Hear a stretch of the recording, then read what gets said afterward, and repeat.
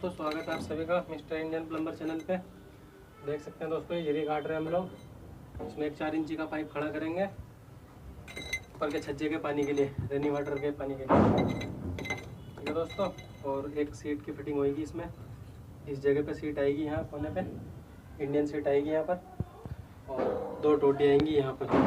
2 टोटी, एक ताजे की और एक टंकी की, बस 2 टोटी आएंगी। ये नॉर्मल बाथरूम है। ठीक है दोस्तों, बाकी अभी हम लोग इसकी चाल बना रहे हैं, फिर फिटिंग करके फिर आपको दिखाएंगे कैसे क्या है क्या नहीं। ठीक है दोस्तों, बने रहो।